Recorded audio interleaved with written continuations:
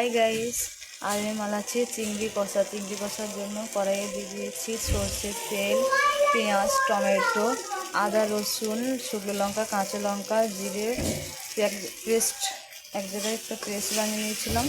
তার মধ্যে হালকা গরম তেলেই দিয়ে দিলাম পেঁয়াজগুলো লাল লাল হওয়ার পরই দিয়ে দিলাম আদা রসুনের পেস্টটা। তারপরে দিলাম আদা কাঁচা লঙ্কার পেস্টটা। খানিকক্ষণ কষিয়ে দিলাম কাঁচা টমেটোর কাটা দেওয়ার পরে খানিকটা নেড়ে নেড়ে নুন হলুদ দেওয়ার পর খানিকটা কষিয়ে নিলাম। কষানোর পর দেখতে পাচ্ছ মশলা থেকে কীরকম তেল ছাড়ছে। তো এই মশলা থেকে যে তেলটা ছেড়েছে না, এর মধ্যে আমরা দিয়ে দেবো চিংড়ি মাছগুলো। এই দেখো চিংড়ি মাছটাও দিয়ে দিলাম।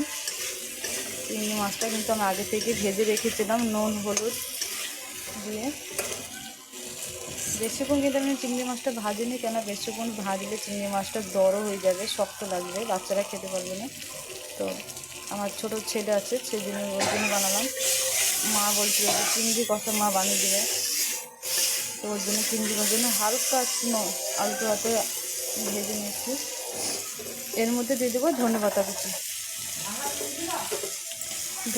কুচি দিয়ে দিলাম। এবার কিছুক্ষণ একে কষাবো, বেশিক্ষণ কষাবো না, কিছুক্ষণ না হালকা হাতে নাড়াচাড়া করে এর মধ্যে হালকা একটু জল দিয়ে দেবো। খেতে কিন্তু খুব সুস্বাদু লাগে। যেহেতু আমার ছোটো ছেলে থাকে তাই জল অল্পই দেবো, বেশি ঝোল না। ঝোল খুন্ডি করলে ভালো লাগবে না, কারোসা ঝোল করতে হবে যেহেতু কষানো।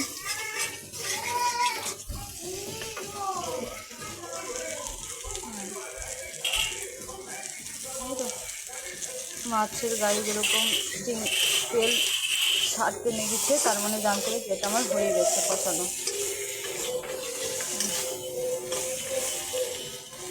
এর মধ্যে কিছুটা জল অ্যাড করে দিলাম।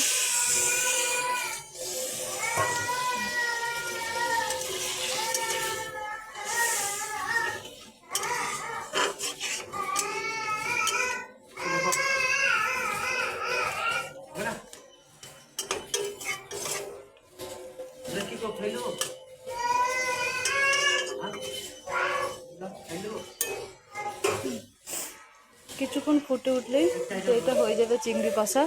এটা আমি নামিয়ে দেবো, আর তারপরে ছেলেকে দেবো। ছেলে খেয়ে দেখবে যে কেমন হয়েছে, খুব খুশি হয়ে যাবে, কেন ওর চিংড়ি মাছ হচ্ছে ওর ফেভারিট।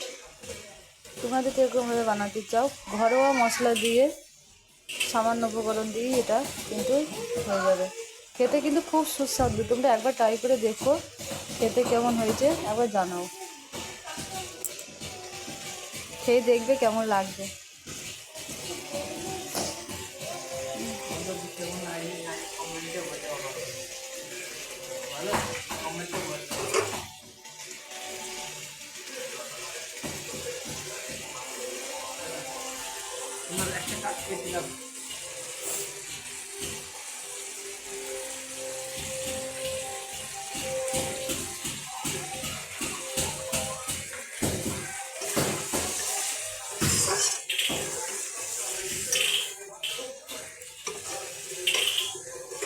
চিংড়ি কষা হয়ে যাচ্ছে, এটা আমি ঢেলে নেবো। আমি ততক্ষণ বাবুকে ডাকি, ও খেয়ে দেখবে যে কেমন হয়েছে। তার আমি এটা ঢেলে নেই তার কাছে।